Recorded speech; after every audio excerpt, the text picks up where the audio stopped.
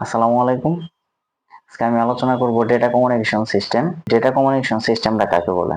Data communication system হচ্ছে কি, যে প্রক্রিয়ায় এক স্থান থেকে অন্য স্থানে কিংবা এক ডিভাইস হতে অন্য ডিভাইসে একটা নির্দিষ্ট চ্যানেলের মাধ্যমে ডেটা স্থানান্তরিত করা যায়, তাকেই ডেটা কমিউনিকেশন সিস্টেম বলে। এখন ডেটা কমিউনিকেশন সিস্টেমের হচ্ছে উপাদান 5টি। ফার্স্টের উপাদানটা হচ্ছে কি, আমরা বলতে পারি যে 1 নম্বর উপাদানটা হচ্ছে কি সোর্স বা উৎস। এখন সোর্স বা উৎস জিনিসটা হচ্ছে কি, ধরো ডেটাকে প্রেরণের উদ্দেশ্যে যে ডিভাইস হতে ডেটাকে প্রেরণের উদ্দেশ্যে উৎপন্ন বা তৈরি করা হয় তাকে সোর্স বা উৎস বলে। তাহলে সোর্স বা উৎসের উদাহরণ হইতে পারে কি, আমরা যেমন ক্যামেরা দিয়ে আমরা একটা ছবি তুলবো, ওই ছবিটা আরেকজনকে পাঠাবো, তাহলে কি ক্যামেরা হচ্ছে কি সোর্স বা উৎস। টেলিফোন হইতে পারে, মোবাইল ফোন হইতে পারে, এগুলো হচ্ছে কি সোর্স বা উৎস। নম্বরে যে ধাপটা আছে প্রেরক বা ট্রান্সমিটার, যেটা বলি আমরা প্রেরক বা ট্রান্সমিটার। মাধ্যম কি করে, যে এই যে আহ, যে ডেটাটা পাঠাবো, একটা তো মাধ্যমের মধ্যে দিয়ে যাইতে হবে। এই মাধ্যম হচ্ছে কি ডিজিটাল সিগন্যাল বোঝে না, মাধ্যম বোঝে হচ্ছে কি অ্যানালগ সিগন্যাল। তাহলে এখন যে ক্যামেরা দিয়ে আমরা একটা ছবি তুললাম, এটা হচ্ছে কি ডিজিটাল। এখন এই ডিজিটাল সিগন্যালকে অ্যানালগ সিগন্যালে রূপান্তর করতে হবে, যার যেটা যার মধ্যে দিয়ে হচ্ছে কি মাধ্যমের মধ্যে দিয়ে যাবে। তাহলে এখন হচ্ছে প্রেরক বা ট্রান্সমিটারের কাজ হচ্ছে কি, এই যে যে ডিজিটাল সিগন্যালটা ছিল, এই ডিজিটাল সিগন্যাল, আমরা ডিজিটাল সিগন্যালটা এরকম ভাবে, এটা হচ্ছে কি ডিজিটাল সিগন্যাল। এই ডিজিটাল সিগন্যালকে কি করব, অ্যানালগ সিগন্যালে রূপান্তর করব, যাতে মাধ্যমের মধ্য দিয়ে কিন্তু যাইতে পারে। তাহলে আমরা বুঝতেছি কি, যে মাধ্যম হচ্ছে কি শুধু অ্যানালগ সিগন্যাল বুঝে।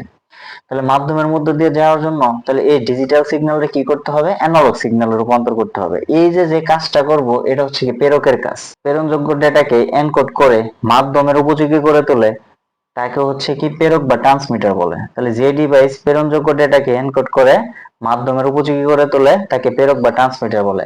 এখন এই যে ডিজিটাল সিগন্যালকে যে অ্যানালগ সিগন্যালে পরিণত করলো, এটা তো একটা ডিভাইস দ্বারা করা হবে। এই ডিভাইসটার নাম হচ্ছে কি মডেম।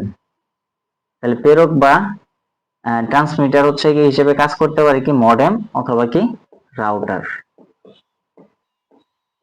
নাম্বার ধাপটি হচ্ছে, 3 নম্বর ধাপটা হলো কি মাধ্যম।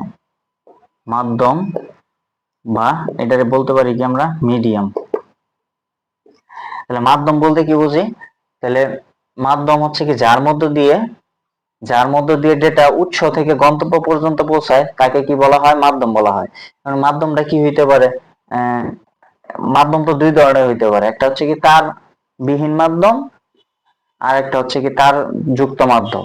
তাহলে অপটিক্যাল ফাইবার আমরা ধরতে পারি, অপটিক্যাল ফাইবার বা রেডিও ওয়েভ। তাহলে অপটিক্যাল ফাইবার লিখতে পারি আমরা, অথবা কি অপটিক্যাল ফাইবার, আবার কি হতে পারে রেডিও ওয়েভ। তারপরে 4 নাম্বার, যে এই যে মাধ্যমের মধ্যে দিয়ে কি যে ডেটাটা গেল, এই ডেটাটা কি অ্যানালগ হিসেবে যাইতেছে, অ্যানালগ সিগন্যাল হিসেবে যাইতেছে। এই অ্যানালগ সিগন্যালরে একজনে গ্রহণ করব, অ্যানালগ সিগন্যাল গ্রহণ করে এটা কি বানাই দিতে হবে, ডিজিটাল সিগন্যাল রূপান্তর করতে হবে। তাহলে যে কাজটা করবো এটা কি প্রাপক। তাহলে প্রাপককে আমরা বলতে পারতেছি বা রিসিভার, এটা কি রিসিভ করব। তাহলে রিসিভারের কাজ হচ্ছে যে ওই অ্যানালগ সিগন্যালকে, তাহলে যে ডিভাইস এনকোডেড ডেটাকে, এনকোড মানে কি ডিজিটাল সিগন্যালকে অ্যানালগ সিগন্যালে রূপান্তর করছে, তাহলে যে ডিভাইস এনকোডেড ডেটাকে গ্রহণ করে গন্তব্য ডিভাইসের উপযোগী ফর্মে ফর্মে করে তোলে, তাকে হচ্ছে কি প্রাপক বা রিসিভার বলে। তাহলে প্রাপক বা রিসিভারের উদাহরণ হচ্ছে কি মডেম বা রাউটার। লাস্টের ধাপটা আসতেছে আমাদের গন্তব্য, বা এটার ইংরেজি নাম হচ্ছে কি ডেস্টিনেশন। উৎস থেকে সর্বশেষ গন্তব্য হিসেবে যার নিকট কি ডেটা পাঠানো হয়, তাকে কি বলা হয়, গন্তব্য। উদাহরণ হতে পারে কি পার্সোনাল কম্পিউটার বা সার্ভার কম্পিউটার। তাহলে পার্সোনাল কম্পিউটার অথবা কি সার্ভার কম্পিউটার। ফার্স্টে আমরা দেখলাম যে ডেটা কমিউনিকেশন সিস্টেমটা কাকে বলে। আমি যদি আবার একটু বলি, ডেটা কমিউনিকেশন সিস্টেমটা হচ্ছে কি, যে প্রক্রিয়া ডেটাকে এক স্থান থেকে অন্য স্থানে কিংবা এক ডিভাইস হতে অন্য ডিভাইসে একটা নির্দিষ্ট চ্যানেলের মাধ্যমে স্থানান্তরিত করা যায় তাকে ডেটা কমিউনিকেশন সিস্টেম বলে। তো ডেটা কমিউনিকেশন সিস্টেমের উপাদান হচ্ছে কি কয়টা? 5টি। একটা হচ্ছে কি সোর্স বা উৎস। তাহলে সোর্স বা উৎস হচ্ছে ডিভাইস হতে কি ডেটাকে প্রেরণের উদ্দেশ্যে উৎপন্ন বা তৈরি করা হয় তাকে কি বলা হয়? সোর্স বা উৎস। তাহলে আমরা কি ক্যামেরা দিয়ে একটা ছবি তুললাম, এই ছবিটা পাঠানোর উদ্দেশ্যে তৈরি করতে পারি, তাহলে ক্যামেরা, টেলিফোন এগুলো কি সোর্স বা উৎসের উদাহরণ নিতে পারে। 2 নাম্বার হচ্ছে প্রেরক বা ট্রান্সমিটার। তাহলে ক্যামেরার মাধ্যমে যে ছবিটা উঠাইলাম এটা কি ডিজিটাল, তাহলে এটা কি অ্যানালগ। মাধ্যম কি করে? ডিজিটাল সিগন্যালকে নিতে পারে না, মাধ্যম হচ্ছে কি অ্যানালগ সিগন্যালকে নিবে। তাহলে অ্যানালগ সিগন্যালের উপযোগী করে তুলতে হবে। অ্যানালগ সিগন্যালের উপযোগী করে তোলা হচ্ছে কি প্রেরক বা ট্রান্সমিটার। তাহলে যে ডিভাইস প্রেরণযোগ্য ডেটাকে এনকোড করে মাধ্যমের উপযোগী করে তোলে তাকে প্রেরক বা ট্রান্সমিটার বলে। তাহলে প্রেরক বা ট্রান্সমিটার হিসেবে কাজ করব কি? মডেম বা রাউটার। 3 নাম্বার ধাপটা হচ্ছে কি, যার মধ্য দিয়ে ডেটাটা যাবে, তাহলে ওটা হচ্ছে মাধ্যম। যার মধ্য দিয়ে ডেটা উৎস থেকে গন্তব্য পর্যন্ত পৌঁছায় তাকে কি বলা হয়? মাধ্যম বলে। তাহলে মাধ্যম হিসেবে কাজ করতে পারে কি, একটা কি তারবিহীন মাধ্যম হইতে পারে, তারযুক্ত মাধ্যম হইতে পারে, তাহলে অপটিক্যাল ফাইবারের মাধ্যমে হইতে পারে বা রেডিও ওয়েভের মাধ্যমে হইতে পারে। 4 নাম্বার যে ধাপটা আছে, যে মাধ্যম থেকে যে অ্যানালগ সিগন্যাল, এই অ্যানালগ সিগন্যালকে কি করব? গ্রহণ করব। গ্রহণ করা কার কাজ? রিসিভার রিসিভ করলো, রিসিভ করে কি করব? গন্তব্যের উপযোগী করে তুলবো। তাহলে যে এনকোডেড ডেটাকে গ্রহণ করে গন্তব্য ডিভাইসের উপযোগী ফর্মে করে তোলে তাকে হচ্ছে কি বলা হয়? প্রাপক বা রিসিভার বলা হয়। যে ধাপটা লাস্টলি হচ্ছে কি, আমরা বলতে পারি যে গন্তব্য।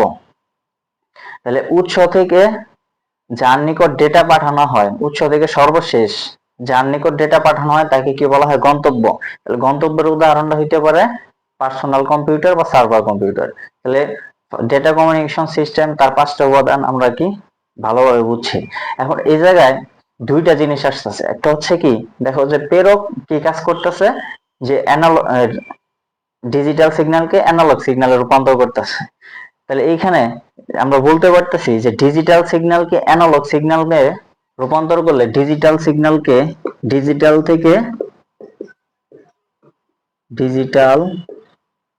থেকে অ্যানালগে রূপান্তর করার প্রক্রিয়া হচ্ছে কি? অ্যানালগ। তাহলে ডিজিটাল সিগন্যালকে অ্যানালগ সিগন্যালে রূপান্তর করার প্রক্রিয়াকে কি বলা হয়? মডিউলেশন বলে। এটারে কি বলতেছি আমরা? মডিউলেশন।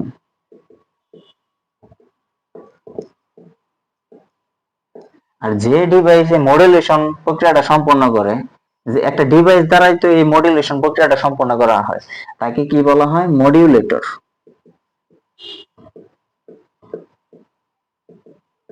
মডিউলেটর। তাহলে যে ডিজিটাল সিগন্যালকে অ্যানালগ সিগন্যালে রূপান্তর করার প্রক্রিয়াকে কি বলা হয়? মডিউলেশন বলা হয়। আর যে ডিভাইসে মডিউলেশন প্রক্রিয়াটা সম্পন্ন করে তাকে কি বলা হয়? মডিউলেটর বলা হয়। তাহলে তোমরা এটা একটু মানে নোট করে নিবা। তাহলে যে ডিভাইস মডুলেশন প্রক্রিয়া সম্পন্ন করে তাকে কি বলা হয়? মডিউলেটর। তাহলে আবার এটার উল্টা কাজ কোনটা হইতে পারে, যে ডিমডুলেশনের ক্ষেত্রে এখানে একটু কনফিউশন হয়। ডিমডুলেশন জিনিসটা কি? ডিমডুলেশন হচ্ছে কি, ডিমডুলেশন থেকে এখানে কি ডি, তাহলে ডি থেকে আমরা মনে রাখবো কি? ডিজিটাল। তাহলে এখানে কি মূল ফোকাসটা হচ্ছে কি? ডিজিটাল। তাহলে ডিজিটাল অ্যানালগ সিগন্যালকে ডিজিটাল সিগন্যালে রূপান্তর করা, অ্যানালগ থেকে ডিজিটালে অ্যানালগ সিগন্যাল থেকে ডিজিটাল সিগন্যালে রূপান্তর করার প্রক্রিয়া হচ্ছে কি? ডিমডুলেশন। তাহলে এই যে ডিজিটালের হচ্ছে কি ডি, আর হচ্ছে ডিমডুলেশন। তাহলে ডি হচ্ছে কি মূল ফোকাস। তাহলে অ্যানালগ সিগন্যালকে ডিজিটাল সিগন্যালে রূপান্তর করার প্রক্রিয়া হচ্ছে ডিমডুলেশন। আর যে ডিভাইস এই ডিমডুলেশন প্রক্রিয়াটা সম্পন্ন করে, একটা ডিভাইস দ্বারাই তো ডিমডুলেশন প্রক্রিয়া সম্পন্ন হয়, তাকে তাকে কি বলা হয়? ডিমডুলেটর বলা হয়। ডিমডুলেটর।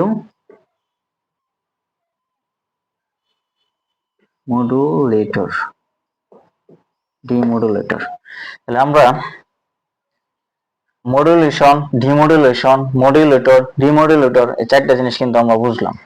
তাহলে এখন আসবো যে এই যে যে মডুলেশন আর ডিমডুলেশন যে একটা ডিভাইস দ্বারা যে করা হয়েছে, ওই ডিভাইসটার নাম হচ্ছে কি? মডেম।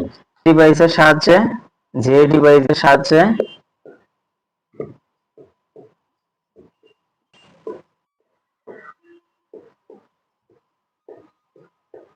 সাহায্যে মডুলেশন এবং ডিমডুলেশন প্রক্রিয়া সম্পন্ন হয় তাকে মডেম বলে। তাহলে মডেমের সংজ্ঞাটা আমরা দেখতে পারতেছি। তাহলে যে ডিভাইসের সাহায্যে মডুলেশন এবং কি ডিমডুলেশন প্রক্রিয়া সম্পন্ন হয় তাকে কি বলা হয়? মডেম বলা হয়। তাহলে বুঝছো এই ধাপটুকু, এই সংজ্ঞাটা কিন্তু গুরুত্বপূর্ণ। এটা কোন নাম্বারের জন্য আসতে পারে তোমরা এটা কি ভালোভাবে মনে রেখো।